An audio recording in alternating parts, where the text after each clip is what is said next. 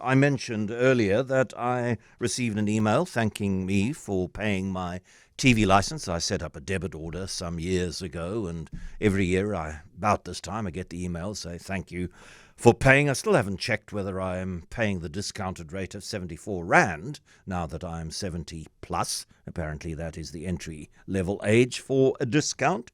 I must check that.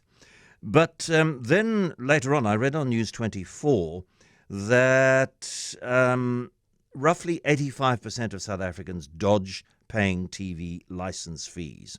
The SABC billing for 4.9 billion rand in license fees, expecting to collect just 758 million, leaving obviously a massive gap in revenue.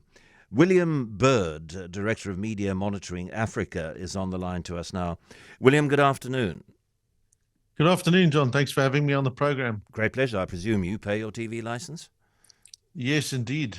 We some of the 15% that do. I guess it's a real worry that so few people do, but it's been something that's been declining for several years, and as the SABC's model hasn't adjusted to account for these different ways of dealing with these things, I guess it's not surprising that their revenue for this particular thing continues to decline. There is an overall agreement that the revenue model doesn't work, and so it's quite frustrating that there is such slow progress towards coming up with a new revenue model which might work better. The relatively new communications minister from the DA, Solly Malatsi, has put something on the table that seems to have disappeared. Where are we in terms of finding an alternative model? So what the new minister has done is put out a tender to look at a better model for public broadcasting, because what we do know is that, in as much as this is a classic issue for the SABC, public broadcasters the world over are struggling because many of them have suffered the same kind of fate with the rise of digital. The kind of revenue that they'd get from advertising and other forms has declined, and many states have continued to give a lot less money to public broadcasters, and especially as they become more political and seen as things that are objects of the left, if you like, they get underfunded. We've seen a dramatic shift to move away from supporting public media in the States.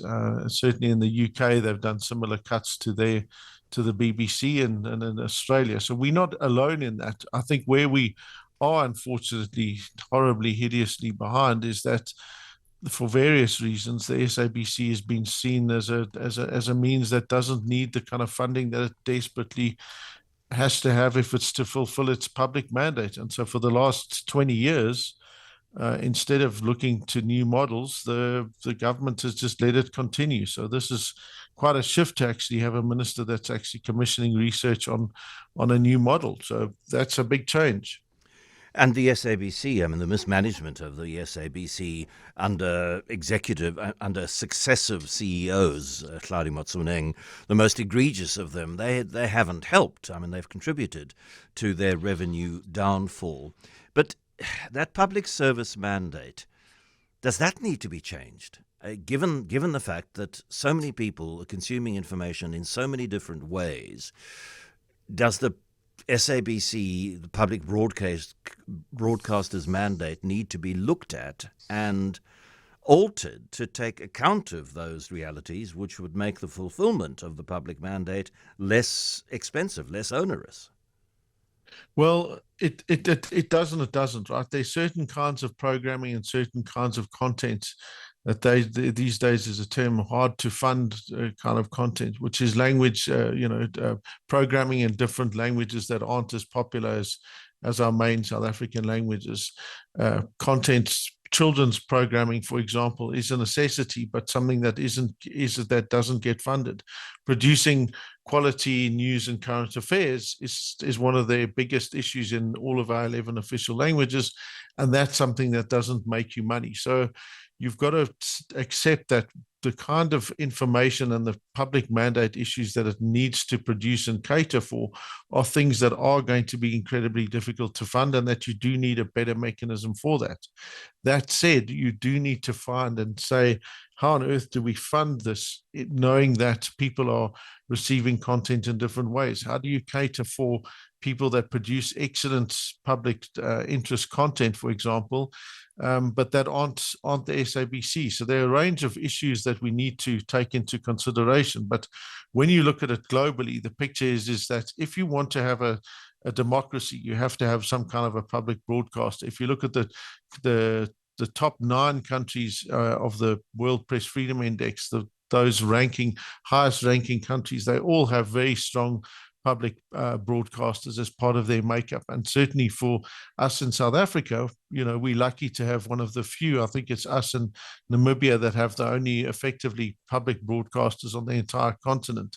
So that's something that's critical. We then just have to say, how do we fund this particular mechanism, knowing that we need to have that if we're going to have diverse languages. And it's all the more important when you consider that 28% of our population still rely exclusively on free-to-air to access. So yes, we've got increasing forms of access for middle-class people, and that's probably why they don't see the value in that, because they can get Netflix, they're online all the time. They don't see why they need to pay a TV license, when in fact the reality is that if you're going to have a stable democracy, if you want programming that is there, that can provide social cohesion, etc., you have to have a public broadcaster.